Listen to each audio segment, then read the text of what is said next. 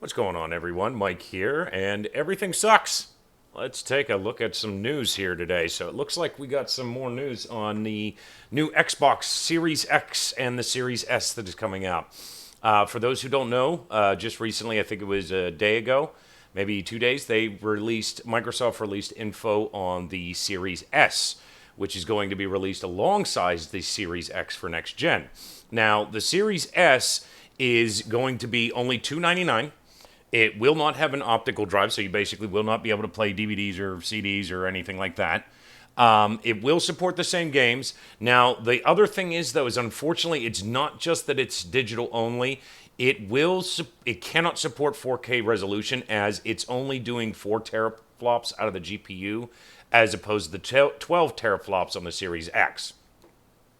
So basically, what they're doing, I kind of like what they're doing. Microsoft is giving you choices with what you want to do. So let's say, you want to be top of the line, which is what I'm going to do. So I'm going Series X. I got to go for that. Or, if you want to just go a little bit less than that, you can do the Series S, which is a little bit not going to have, the 4K or anything like that, but you're still going to have to be able to play the next gen games and see some, I guess decent graphics. So we'll see. But I personally can't do that. Like, if I'm going to do it, I'm going to go for the best graphics always. But I can see why this is a good idea for a lot of people. It's a way to just basically get their foot in the door for next gen. And I think that's what Microsoft's new plan is. They basically realized that they can't compete against Sony in terms of sales. So they're just trying to give you the most options that they possibly can. Which, if anybody's going to argue about that, that shows their fanboyism, because options are always good. You don't want to have too many options, I guess, because then things can get confusing. But Xbox already did that with their naming conventions. I don't know why they keep coming up with the dumbest damn names for their system. Granted, Sony's not much better. They literally just come up with they just add a damn number. It's like, eventually you're going to have the PS10. It's like they don't change. They're very set in their ways. Nintendo at least tries something. I mean, let's see. We had the GameCube. That's self-explanatory. It's literally GameCube. But then, you had things like the Wii. You had the Nintendo 64, which 64 was not much of a good name. I'm gonna take that one back. But then you had GameCube and all these other ones, and, the Wii, the Wii U, the Switch. They try something new. Anyway, that's besides the point. I'm getting sidetracked. So it looks like we now have a price point for the Series X. It is going to be released on November 10th, same as the Series S and everything, for $499, which, to be expected. I'm actually thinking they're probably taking that as a bit of a loss, because if you actually look at a lot of the hardware that's in these next-gen consoles, the PS5 and the Series X, they're very expensive hardware. So, I mean, even alone, the SSD drives are usually fairly expensive. I mean, they've gotten cheaper over the years, but they're still not cheap. Not completely, like a regular hard drive. So I could see it as the $499. I don't see that as a bad price point. I think that's actually pretty much understandable. I'm expecting the PS5 to be around the same price. Both companies, like I said, I have a feeling are going to sell these things at a loss, mostly just because they want to get it out there. And usually it's games and usually services where they make most of their money anyway. So it does look like the pre-orders are going to go live for it on September 22nd. So knowing the way that the PS5 has gone with its pre-orders, I know Xbox is not as popular, but if you are planning on getting one of these consoles, you might want to look into getting a pre-order going. And I'm not big on pre-orders. I hate pre-orders, and I worked at GameStop. I really hate pre-orders. Systems are different. Systems you might want to pre-order because that's something that they don't want to make too many extras of, because it's a heavy overhead on that.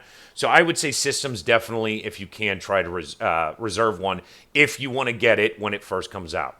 Now, I have seen a lot of this has been messing with people, where it comes to the $35 per month for the Series X. Well, will be $25 per month.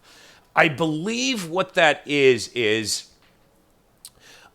they basically, as they say here, are monthly payments. It's basically layaway, which is, again, kind of a good idea. I haven't actually broken it down because I remember somebody else had done this, but when you actually break it down, the $35 and the $25 per month actually roundabout end up to about the same price. You pay a little bit extra, kind of like what Rent-A-Center has always done, but that's what you get for not paying for it outright with the layaway and everything there.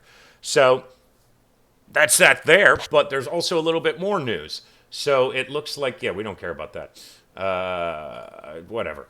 Anyway, so it looks like EA Play, I guess is what it's called now. It used to be EA Access. I guess they changed it. But it looks like that will be joining Xbox Game Pass subscriptions. Now, from what I've seen, this is only for the Ultimate Game Pass. So you're not going to get this with just regular Game Pass. You have to go for Ultimate. It looks like it's going to go with Ultimate for console and PC.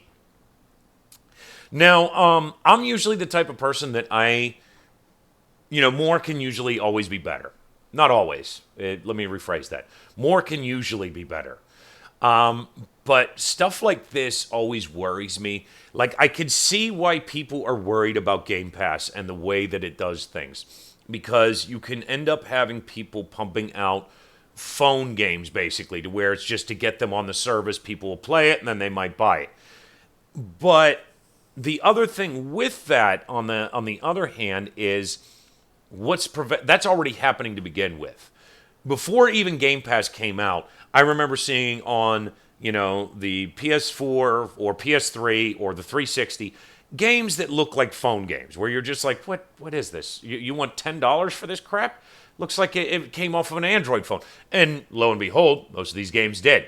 So they've been porting these crappy phone games for a while just to make a quick buck. That being said, I still think Game Pass is one of the best deals ever.